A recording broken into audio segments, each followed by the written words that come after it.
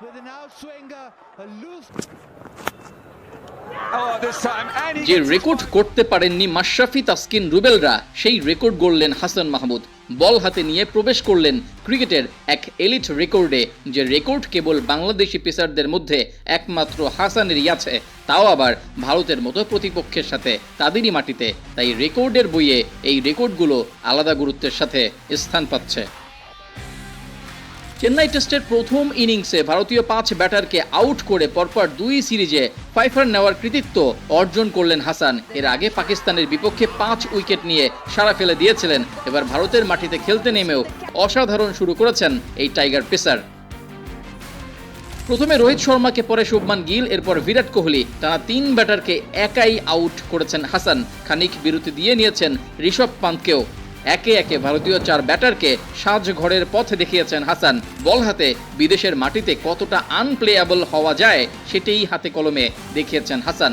একদিকে ঘরের মাটিতে 400 রান না করতে পারা, অন্যদিকে অল আউট হয়ে যাওয়া, 2 তিক্ত স্বাদ নিয়ে প্রথম ইনিংস শেষ করে ভারত, যার নেপথ্যের নায়ক ছিলেন হাসান মাহমুদ। 10 উইকেটের 5টাই হাসানের। নায়ক তো তাকেই বলতে হয়। তবে এই কীর্তির মধ্য দিয়ে হাসান গড়েন ভিন্ন ভিন্ন 3 রেকর্ড। শাহাদাত হোসেন রাজীবের পর প্রথম কোনো পেসার ভারতের বিপক্ষে 5 উইকেট নিয়েছেন। দ্বিতীয় রেকর্ডটি গড়েন সাবেক 2 পেসার রবিউল ইসলাম ও শাহাদাত হোসেন রাজীবের পর টেস্ট ক্রিকেটে বাংলাদেশের কোনো পেসার একাধিক ফাইফার নিয়েছে। আর তৃতীয় রেকর্ডে হাসানই একমাত্র পেসার যিনি ভারতের মাটিতে ভারতের বিপক্ষে প্রথম ইনিংসে 5 উইকেট শিকার করেছেন। হাসান ছাড়া বাংলাদেশের কোনো পেসার এই রেকর্ড গড়তে পারেননি। এছাড়াও পাকিস্তানের পর ভারতের মতো হাই প্রোফাইল টিমের সাথে পরপর 2 বার ফাইফার নেয়ার রেকর্ডও গড়েছেন হাসান। ক্যারিয়ারের শুরুতেই এই পেসার দারুণভাবে নজর কাটছেন। সাদা বলের পর লাল বল হাতেও হাসানের শুরুটা দারুণ হচ্ছে। সলিড মুভমেন্টের সাথে গতির পার্থক্য, ব্যাটারকে বোকা বানিয়ে একের পর এক উইকেট শিকার করা, এই যেন নতুন যুগের নায়ক এসেছেন ক্রিকেটের সম্ভ্রান্ত ফরম্যাটে। আর সবচেয়ে অবাক করা বিষয় হলো, ভারত পাকিস্তান 2 কঠিন প্রতিপক্ষের সাথেই হাসান এই রেকর্ড গড়েন। প্রথমে বাবর আজমদের ধসিয়ে দিয়েছিলেন, এরপর কোহলিদের, তাও যার যার নিজেদের ঘরের মাটিতে।